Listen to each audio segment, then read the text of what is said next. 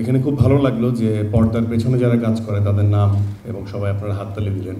তো এটা অ্যাপ্রিসিয়েট করার মতো, কারণ প্রত্যেকটা প্রোডাকশনের পিছনে অনেকগুলো মানুষ তাদের মেধা এবং স্ট্রং থাকে। তো আমার মনে হয় যে আমরা একজন ভিকি জাহেদ, একজন আফরান নিশো, একজন নাবিলা, একজন বর্ষণ, একজন সেতু ভাই, সবার নাম শুনি কিন্তু পিছনের মানুষগুলোকে অনেক সময় মনে করতে ভুলে যাই। তো সেই নামগুলো উচ্চারিত হোক, অনেক জোরে উচ্চারিত হোক এবং সজোরে যারা পিছনে কাজ করেছেন, সেটা হইচই প্ল্যাটফর্মের যারা পৃষ্ঠপোষকতায় আছে তারা হোক, বিএফ আলফাই হোক, অথবা আকার সাথে সম্পৃক্ত একদম ডিরেক্টলি যারা ফিল্ডে ছিলেন, তাদের জন্য একটা করতালি আমরা দিতেই পারি। তো এখানে সবাই আমার খুবই পরিচিত মুখ।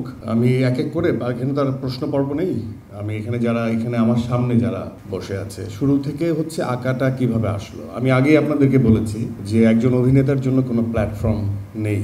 আমার দীর্ঘদিন নাটকের জার্নির পরে আমি চিন্তা করি যে আমাকে একটু হাঁপিয়ে যাচ্ছিলাম, যে একটু সময় নিয়ে ক্যারেক্টার পোর্ট্রেট করাটা খুব দরকার। সেখান থেকে আমি সময় নিয়ে ওটিটিতে নিজেকে করি এবং সেই সময় নাটকের সংখ্যা অনেক কমে যায় এবং তারপর ওটিটির সংখ্যাও কমিয়ে সিনেমাতে নিজেকে প্রমাণ করার পথে নেমে যাই। এবং তখনই একটা প্রশ্নই বারবার এসেছে, আমি কি সব ছেড়ে দিয়েছি? আমি সবসময় বলেছি যে অভিনেতাদের আসলে কোনো প্ল্যাটফর্ম ম্যাটার করে না। একটা ভালো গল্প এবং ভালো প্রোডাকশনের সাথে আমি সবসময় থাকতে চাই, সেটা যে মাধ্যমেই হোক। তো সেই জায়গার থেকে আঁকার উৎপত্তি।